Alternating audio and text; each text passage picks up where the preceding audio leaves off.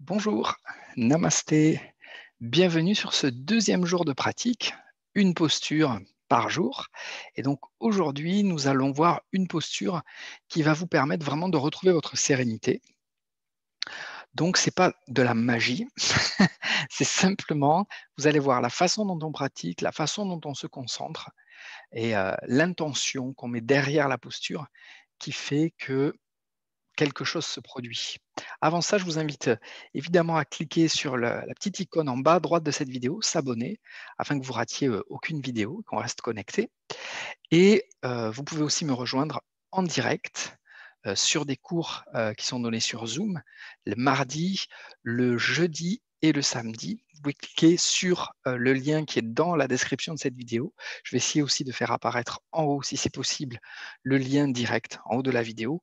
Et comme ça, vous pourrez avoir tous les renseignements si jamais vous voulez participer et qu'on puisse échanger. C'est en direct, je vous corrige, on est très peu nombreux, on est 10 maximum par cours et vous êtes les bienvenus. Allez, c'est parti. Vous pouvez venir vous allonger dans le crocodile puisque c'était la posture dans laquelle on a terminé la séance la dernière fois. Et ça va être la posture parfaite pour se glisser dans la posture du jour. Mais pour l'instant, prenez le temps de poser le corps sur le sol, de connecter le corps au sol, de sentir les points de contact de l'avant du corps avec le sol.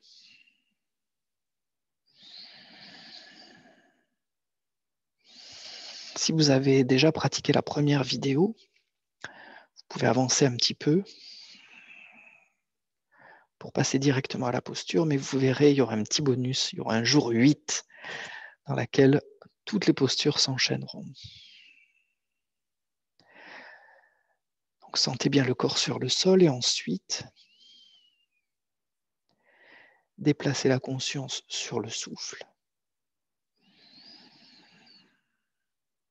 Gonflez le ventre à l'inspire, à l'expire,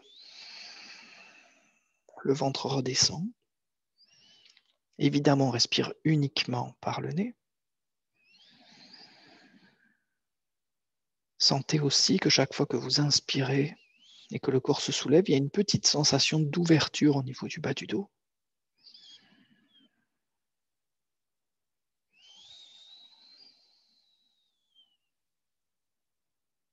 Relâchez bien les tensions à l'expiration. Toujours très important d'associer l'inspiration à l'énergie qui entre dans le corps. L'expiration aux tensions, à la fatigue, au stress, qui quitte le corps directement pour s'enfoncer directement dans le sol. On vient de placer le corps, on vient de placer le souffle. Sur une séance d'1h30, on prendrait beaucoup plus de temps, évidemment. Mais ces micro-séances, elles sont faites pour les personnes qui n'ont absolument pas le temps, qui le trouveront peut-être plus tard. Pour l'instant, c'est compliqué de prendre le temps de pratiquer le yoga pendant 1 heure. Le corps est placé, le souffle est placé, placez le mental, prenez quelques secondes pour le faire, c'est très important. Et pour le placer, simplement, observez mentalement le mouvement du corps sous l'influence du souffle. Regardez votre corps se soulever imperceptiblement quand vous inspirez. Regardez-le mentalement. Et observez-le redescendre à l'expire. Comme si vous regardiez un film, en fait. C'est ce qui permet au mental de se poser. Si vraiment c'est compliqué, comptez vos respirations. 3 à l'inspire, 3 à l'expire. J'inspire. Om 2, Om 3. Bien sûr, vous le comptez mentalement. J'expire. Om 2, Om 3. Et le fait de compter, ça permet vraiment de focaliser le mental, de ne pas laisser les pensées parasites perturber la séance. Et donc, nous allons nous préparer pour notre séance du jour. Si vous avez un coussin à portée de main, c'est bien que vous le preniez. Si vous avez le canapé à côté, attrapez un coussin. Si vous êtes à côté du lit, attrapez un oreiller. Vous inspirez Et à l'expire, tout doucement, vous redressez la posture. Si vous avez votre coussin, vous le prenez et on va se mettre en fait sur les coudes. Cette posture, c'est la posture du sphinx. Elle est très présente dans le yin yoga, elle est très puissante. Les talons se touchent, les orteils se touchent, les mollets, les cuisses se touchent également. Et donc ici, il faut précisément avoir le coude sous l'épaule. Donc si vous êtes ici, no good. Si vous êtes ici, no good. Ici, là, very good. Et si vous avez le coussin, donc, ça va vous aider parce que cette posture, elle est fantastique pour le bas du dos, vous allez voir. Mais le truc, c'est qu'elle a tendance à contracter les épaules. Et donc, le coussin, on peut le placer exactement entre l'abdomen et la poitrine. En fait, si je n'utilise pas mes mains, du coup, ça tient tout seul. Et on replace évidemment les coudes de façon à ce qu'ils soient bien alignés. On a placé les jambes, les bras, et à présent, il faut placer le haut du corps. Ça, ce n'est pas une option. Non, il faut que, au maximum de ce que vous pouvez faire, vous étiriez bien le dos et la nuque également. Donc, le menton ne tombe pas, mais il n'est pas non plus complètement relevé. Il faut vraiment avoir la nuque bien étirée. C'est un sphinx. Donc, on imite le sphinx. Si vous ne savez pas à quoi il ressemble, vous allez voir sur Google. Et donc, l'idée, c'est ça. Représenter un sphinx. Il faut très légèrement, même si ce n'est pas nécessaire en soi, très légèrement serrer les fessiers pour que toutes les parties du corps soient investies. Moi, les doigts, j'aime bien les ouvrir. Ils sont étirés, mais sans tension. Les épaules, tirez vers le bas, la nuque étirée. Et la première chose que vous allez faire, c'est placer votre conscience. Dans le yoga, placer sa conscience, on appelle ça niyasa. Et votre conscience, votre mental, vous le placez pour l'instant sur la respiration abdominale. Vous allez voir en quoi c'est une posture qui permet de vraiment gagner en sérénité ou à vraiment calmer si vous avez eu un coup de stress. Sentez que quand vous inspirez, quand l'air entre par les narines, le ventre se gonfle et il pousse un peu dans le coussin, un peu dans le sol. Ça masse les organes internes. Observez ça. Mais ce que vous devez sentir, c'est qu'on est en flexion arrière. C'est-à-dire que le bas du dos part en arrière. Donc, il y a une espèce de petite compression dans le bas du dos. Si le bas du dos est fragile, je vous invite à relâcher et à ne pas aller plus loin. Et donc, cette petite compression, on la masse, en fait, avec la poussée de l'abdomen dans le sol. C'est pour ça qu'il faut gonfler le ventre.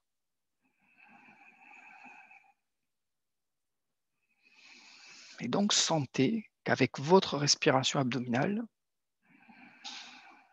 vous avez l'aptitude à masser le bas du dos, la contraction, la compression au niveau du bas du dos. Si ça pince, s'il y a la moindre douleur, vous relâchez. Il n'est pas censé avoir de douleur, c'est légèrement inconfortable, mais pas plus. Si c'est trop, si c'est plus que ça, vous relâchez, vous quittez la posture, c'est pas grave. Vous ferez la prochaine.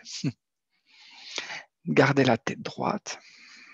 Et ce qui est très intéressant, c'est que est-ce qu'on atteint vraiment les reins quand on fait cette posture?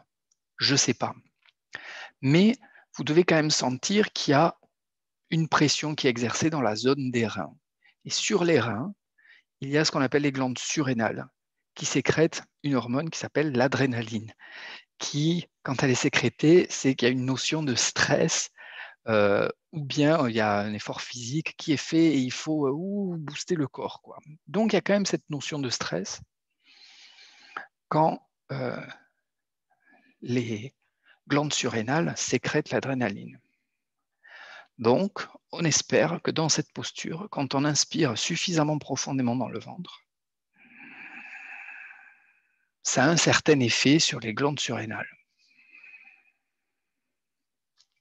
C'est-à-dire que comme évidemment l'intérieur du corps est très compacté, quand on inspire, le ventre se gonfle, le diaphragme descend, ça exerce une pression dans les organes internes. Et on espère que ça monte suffisamment haut pour atteindre un minimum les glandes surrénales.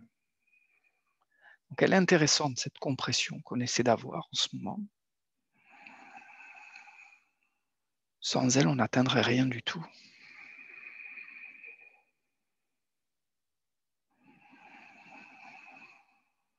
Donc pour l'instant, ayez dans l'idée de masser le bas du dos, les reins peut-être, les glandes surrénales. Donc je donne des cours à des médecins.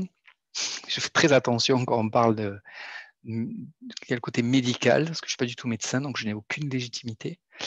Mais j'ai des médecins parmi mes élèves qui, quand je raconte ça, cette histoire de masser les reins et les glandes surrénales, disent rien. Donc bon, qui ne dit mot consent. J'imagine que ce n'est pas tout à fait faux ce que je suis en train de raconter. C'est incroyable de se dire que grâce au yoga, on peut masser ses organes internes. Ça, c'est une réalité. Hein. Les organes internes, dans l'absolu, si on comprime la cuisse dans le ventre, ou comme là, le ventre dans le sol et qu'on respire fort, on sent bien que ça masse. Ça fait même parfois des gargouillis, et ça élimine même les gaz parfois. Mais on peut aller plus loin, on peut aller dans une pratique plus mentale, et c'est ce qu'on va faire maintenant. Désormais, Nyasa, le fait de poser la conscience, vous allez le pratiquer au niveau du visage. Donc, vous déplacez votre mental au niveau du visage. Ça veut dire quoi déplacer le mental? C'est l'observation. Vous allez à présent observer mentalement tout votre visage.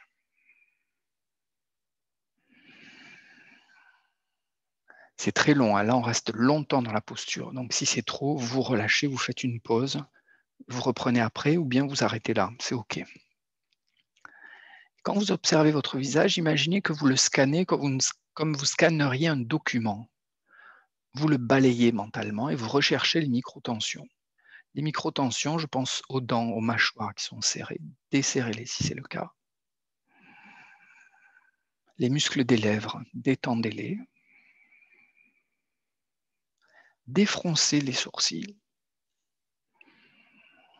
Lissez le front. Essayez d'avoir en quelque sorte le visage le plus détendu possible, un peu comme un visage de Bouddha qui est derrière moi. Un visage extrêmement calme, extrêmement posé.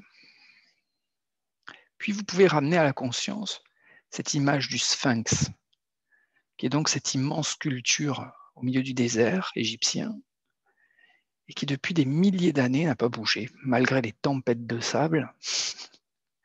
C'est ça l'idée, hein, c'est ça l'âme de cette posture. Être un sphinx, malgré tout ce qui se passe autour de nous, spécialement en ce moment, rester impassible. Ayez le visage du Bouddha, l'attitude d'un sphinx. Ça ne veut pas dire qu'on ne voit pas les choses, hein. On voit les choses, mais malgré tout, on fait « Ok, c'est comme ça, je fais ce qu'il faut pour gérer la situation, mais je reste calme et impassible. » Donc on travaille sur le corps, on travaille sur le souffle, et en plus on travaille sur l'attitude mentale, qui est, on ne va pas se le cacher, la partie la plus importante. Encore quelques instants. Travailler à adoucir le visage, à adoucir l'attitude mentale, mais elle est ferme, hein, l'attitude mentale. C'est pas subir les choses ou accepter de subir, non, non, c'est être là, ce qu'on appellerait en français la force tranquille. Si quelqu'un entre dans la pièce alors que vous pratiquez, la personne doit se dire « Oh waouh, cette personne est vraiment là, vraiment calme, vraiment stable. » Ressentez-le aussi émotionnellement. Ne soyez pas comme un morceau de bois qui fait juste la posture. Insufflez la vie dans la posture, la vie dans le souffle, la vie dans le mental. Soyez vivant dans l'immobilité. Puis vous inspirez. À l'expire, vous retirez le ou les coussins. Et comme la cambrure est très prononcée depuis un moment, il se peut que demain vous ayez même des courbatures. On va glisser les mains sous les épaules, vous inspirez et à l'expiration, notre contre-posture, ça va faire un bien fou. Ce sera l'enfant. Posez le front sur le sol. Relâchez les épaules. Si c'est impossible, que vous êtes là et que c'est la lutte à ce moment-là, vous séparez un peu plus les genoux de cette façon-là. Vous faites un point fermé et vous posez le front. Si c'était un petit peu intense pour vous, prenez une grande inspiration et à l'expire, soufflez les tensions par la bouche.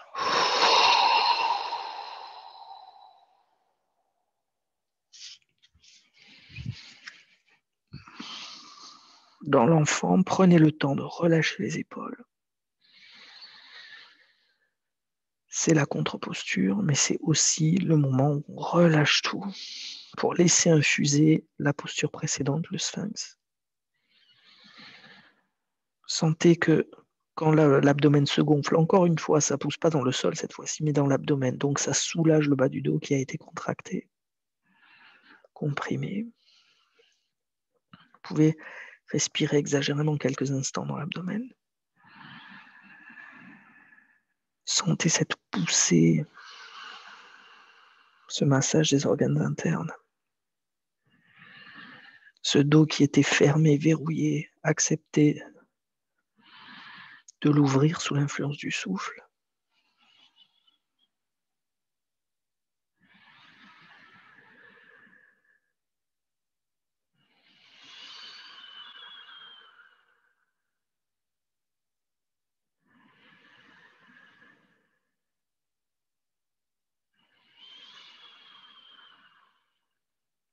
Prenez au moins une minute, au moins une minute. Puis ralentissez le souffle, rendez-le plus silencieux.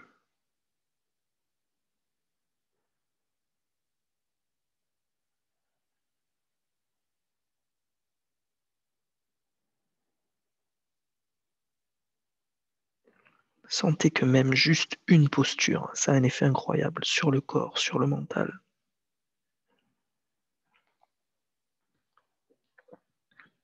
Évidemment que c'est toujours bien de faire au moins 1 heure et demie, parfois 2 heures.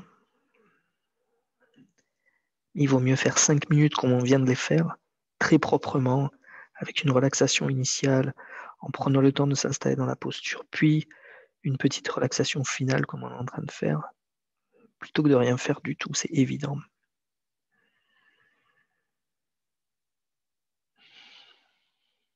Puis vous inspirez. Et à l'expiration, tout doucement, vous déroulez le dos. Vous devez sentir que l'enfant a soulagé le dos. Tout doucement, vous venez vous asseoir. Peu importe la façon dont vous croisez les jambes, soyez juste à l'aise. Et restez encore quelques secondes en posture assise. Vous voyez, moi, ça vient. Tout de suite, j'ai besoin d'une grande inspiration et d'une grande expiration. Ça, c'est le signe qu'il y a un relâchement.